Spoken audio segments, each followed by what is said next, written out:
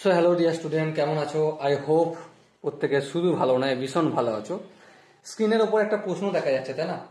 প্রশ্নটা আমরা মন দিয়ে পড়বো, বুঝবো, তারপর অঙ্কটা করার চেষ্টা করবো। ওকে, কি বলা আছে দেখো।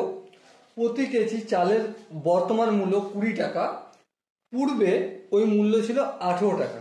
বেশ, পরিবারের খরচ একই রেখে চালের ব্যবহার কমাতে হবে 10%, 20%, 15%, 5%।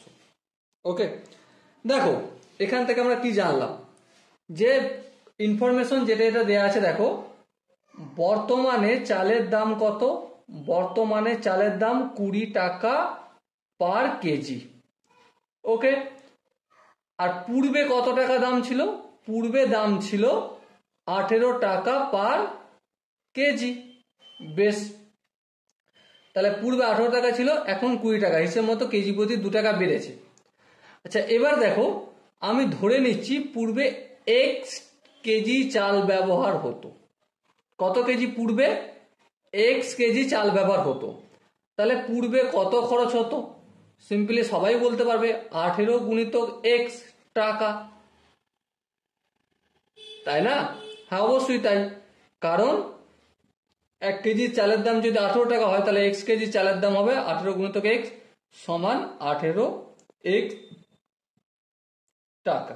বেশ, এবার কি বলা হয়েছে দেখো, তাহলে ওই একই পরিমাণ চাল কিনতে গেলে, মানে এক্স কেজি চাল কিনতে গেলে এখন কত খরচ হবে? একই পরিমাণ চাল কিনতে গেলে কত খরচ হবে? এক্স কেজি চাল তো পূর্বে ব্যবহার হতো, হ্যাঁ ঠিক, কিন্তু এখন গল্পটা আলাদা হয়ে গেছে। কি গল্প? খরচ আমার পূর্বে কত ছিল? 18 এক্স টাকা, সেই খরচটাই বর্তমানে রাখতে হবে। খরচটা বাড়ালে চলবে না, 18 এক্স টাকায় রাখতে হবে। তাহলে 18 এক্স টাকা যদি খরচ রাখতে হয়, তাহলে চাল বর্তমানে কতটা ব্যবহার হবে? চাল ব্যবহার হবে বর্তমানে কতটা? সিম্পলি একটা কথা, টোটাল চালের দাম কত? 18 এক্স বাই 18 এক্স বাই কত? 18 এক্স রয়েছে না? হ্যাঁ, 18 এক্স বাই 20 কেজি। এবার হয়তো অনেকের প্রশ্ন, দাদা তুমি কিভাবে বর্তমানে চাল ব্যবহার করতে হবে 18 এক্স বাই 20 কেজি লিখলে? হ্যাঁ, ভ্যালিড প্রশ্ন, কোনো ভুল নাই এই প্রশ্নে। এবার একটা কথা বিচার করে বলো, সাপোজ মনে করো তুমি 20 টাকা নিয়ে বাজারে গেছো। ক টাকা নিয়ে বাজারে গেছো? 20 টাকা। এবার তোমার মা তোমাকে বলেছে, বেটা তুই আলু কিনে আন শুধু। তো ঠিক আছে, আলু কিনতে হবে, আলু কিনলাম। তো তোমাকে তোমার মা জিজ্ঞাসা করছে, হ্যাঁ বাপি ক কেজি আলু কিনেছিস? তো তুমি কি করছো? বলতে পারছো না। তো তখন তোমার মা তোমাকে জিজ্ঞাসা করলো, কি জিজ্ঞাসা করলো? যে কত করে কেজি নিয়েছে আলু? তখন তুমি বললে 5 টাকা কেজি নিয়েছে আলু, মানে 1 কেজি আলুর দাম 5 টাকা। তাহলে 1 কেজি আলুর দাম যদি 5 টাকা হয়, তাহলে 20 টাকায় ক কেজি আলু পাওয়া যাবে? সিম্পলি যত টাকার আলু কিনেছি সেটাকে আর 1 কেজির যা দাম সেটা দিয়ে যদি ভাগ করে দিই, তাই না, পেয়ে যাব। তো এখানেও আমি সেটাই করেছি, মোট যত টাকা চাল কিনতে ব্যবহার করেছে তত টাকা ভাজিত 1 কেজি চালের বর্তমান দাম 20 টাকা, সেটা লিখেছি, এত কেজি ব্যবহার করা হবে। এবার একটা কথা বলো, তাহলে বর্তমানে চাল ব্যবহার করছে কতটা?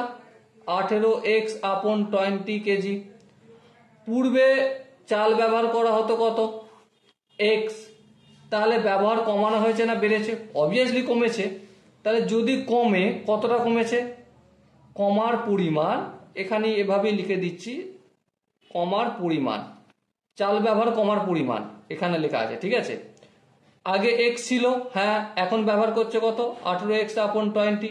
এটা যদি ক্যালকুলেশন করো তো অবভিয়াসলি তোমরা 20 x minus 18 x equal to 20 x sorry 2 x আপন 20 হবে।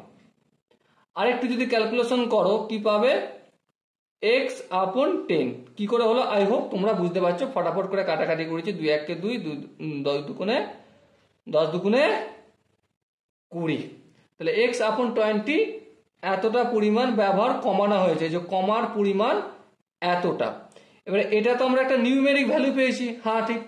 তুলনা করতে হবে, হ্যাঁ। তুলনা যদি করি নিচে কাকে লিখবো, নিচে যার সাথে তুলনা করা হচ্ছে, কার সাথে, পূর্বে কতটা ব্যবহার করা হতো, পূর্বে কতটা ব্যবহার করা হতো বলো, এক্স কেজি, এই এক্সটা লিখলাম। আর এখন কতটা কমেছে, এক্স আপন 10, এটা লিখলাম।